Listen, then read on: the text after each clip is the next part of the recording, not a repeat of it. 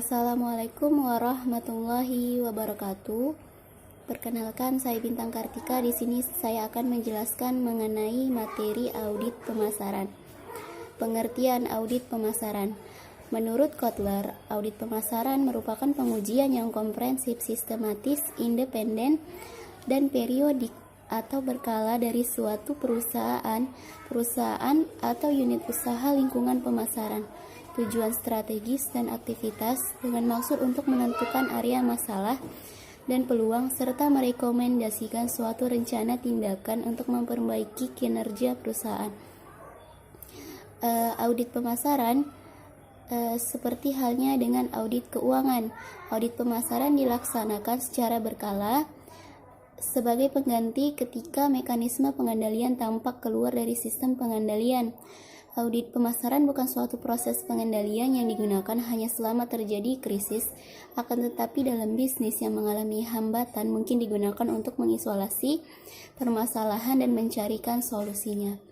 Tujuan dari audit pemasaran ialah mencari dan mengidentifikasi masalah-masalah dan ancaman-ancaman pemasaran yang mungkin akan sedang dihadapi oleh perusahaan dan membuat perencanaan perbaikan yang perlu dilakukan untuk mengatasi dan menghilangi masalah-masalah tersebut, sehingga diharapkan aktivitas pemasaran dapat menjadi lebih efektif dan efisiensi.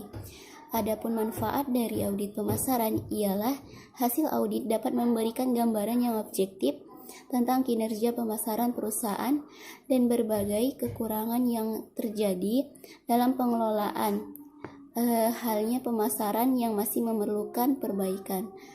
Sekian materi yang dapat saya sampaikan. Untuk materi selanjutnya akan dilanjutkan oleh teman saya yaitu Elviani. Sekian dan terima kasih. Assalamualaikum warahmatullahi wabarakatuh. Perkenalkan, nama saya Elviani. Saya di sini akan melanjutkan materi dari Bintang Kartika, yakni tujuan dan manfaat. Tujuan diadakannya audit pemasaran yaitu bertujuan untuk mencari dan mengidentifikasikan masalah-masalah atau ancaman-ancaman yang mungkin sedang dihadapi oleh perusahaan dan membuat sebuah perencanaan perbaikan yang perlu dilakukan untuk mengatasi dan menghilangi masalah-masalah tersebut. Sedangkan manfaat yang dapat kita peroleh dari diadakannya audit pemasaran ialah ada hasil audit dapat memberikan sebuah gambaran yang objektif tentang kinerja pemasaran perusahaan dan berbagai kekurangan yang terjadi dalam pengelolaan upaya pemasaran yang masih memerlukan perbaikan. Arti penting pelaksanaan audit pemasaran bagi suatu perusahaan akan semakin dirasakan oleh suatu perusahaan ketika mereka memahami sejumlah manfaat yang akan dipetik dengan melaksanakannya dengan baik. Karena dengan ini, melaksanakannya audit pemasaran dengan baik dan benar, maka akan memberikan banyak sekali manfaat. Seperti yang pertama, yakni memberikan suatu evaluasi yang independen dan tidak biasa terhadap program-program pemasaran. Yang kedua, dapat mengidentifikasikan area-area yang dibutuhkan dalam meningkatkan dan menghasilkan sarana-sarana dan ide-ide yang spesifik. Assalamualaikum warahmatullahi wabarakatuh. Perkenalkan, nama saya Fikri Suhendra. Di sini saya akan melanjutkan pembahasan selanjutnya, yaitu poin PC, bentuk audit pemasaran. Yang pertama, audit eksternal berhubungan dengan variabel yang tidak dapat dikendalikan, dimulai dengan suatu pengujian informasi atas ekonomi umum, dan kemudian berpindah pada pandangan atas kesehatan dan pertumbuhan dari pasar yang dilayani oleh perusahaan. Kedua, audit eksternal berkaitan dengan variabel yang dapat dikendalikan yang bertujuan untuk menilai sumber daya organisasi, bagaimana mereka berhubungan dengan lingkungan dan berhadapan dengan sumber daya dari pesaing. D. Tipe audit pemasaran.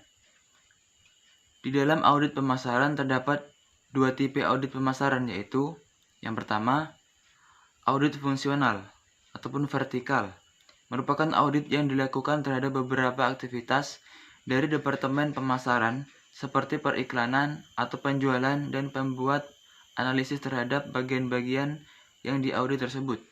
Yang kedua, audit menyeluruh ataupun horizontal, yang melakukan audit terhadap keseluruhan dari fungsi pemasaran perusahaan.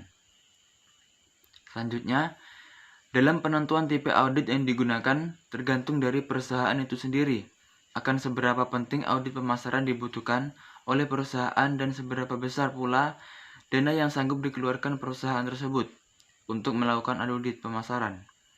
Karena untuk melakukan audit menyeluruh diperlukan dana yang cukup besar. Assalamualaikum warahmatullahi wabarakatuh. Baiklah, di sini saya Fitri Safira akan melanjutkan membaca dari materi sebelumnya. Di sini saya akan membacakan bagian E, ruang lingkup audit pemasaran. Nah, menurut IBK Bayangkara tahun 2008, audit pemasaran dapat mencakup 6 wilayah utama dalam pemasaran sebagai berikut. Yang pertama ada audit lingkungan pemasaran. Audit terhadap lingkungan pemasaran mencakup penilaian terhadap pelanggan, pesaing, dan berbagai faktor lain yang memiliki pengaruh terhadap perusahaan. Audit ini meliputi aspek lingkungan makro seperti ekonomi, teknologi, sosial, dan politik.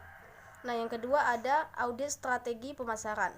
Audit ini bertujuan untuk menentukan bahwa perusahaan telah menetapkan strategi yang selaras dengan tujuannya, sesuai dengan lingkungan yang dihadapi. Nah, yang ketiga ada audit organisasi pemasaran. Audit ini menilai kemampuan organisasi pemasaran dalam mencapai tujuan perusahaan.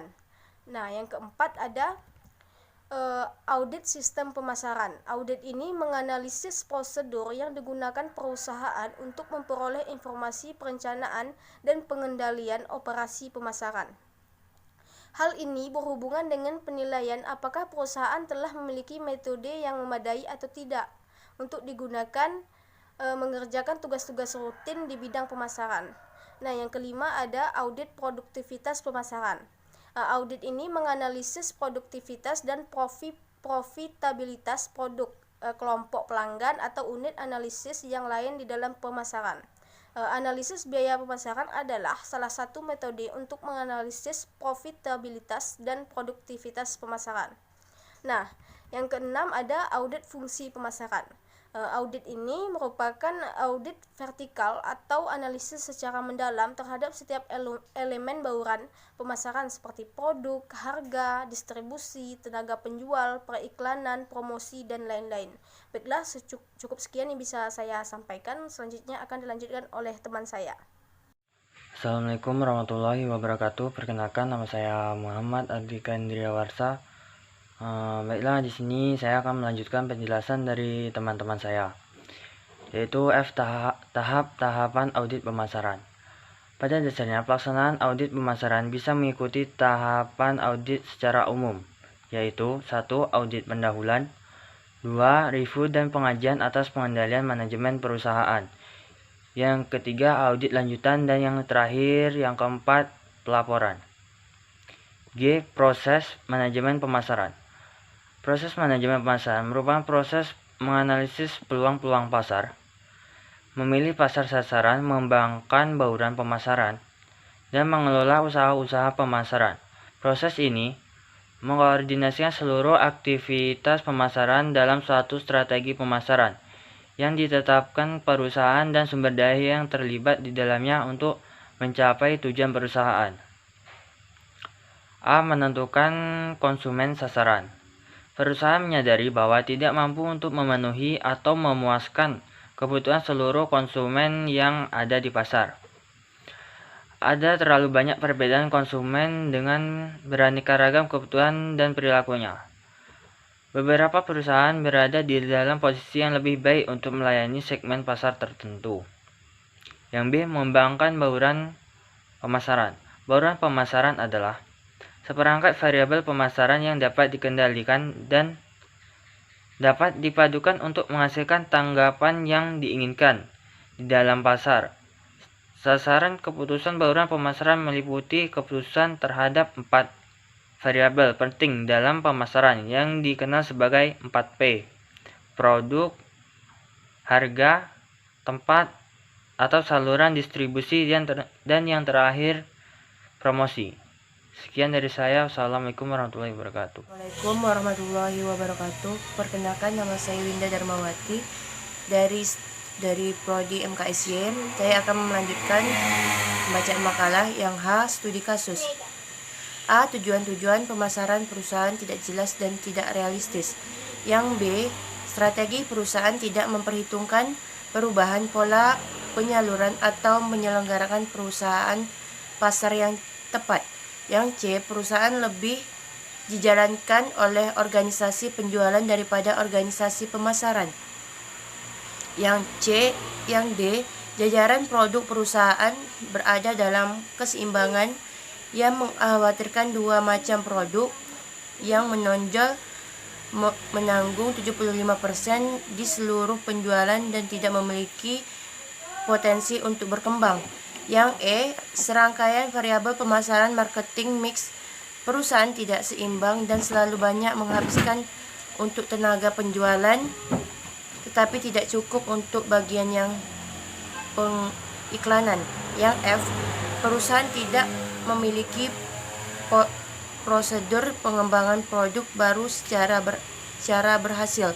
Yang G. Usaha penjualan tidak terarah pada perhitungan yang menggantungkan. Sekian dari saya. Wassalamualaikum warahmatullahi wabarakatuh.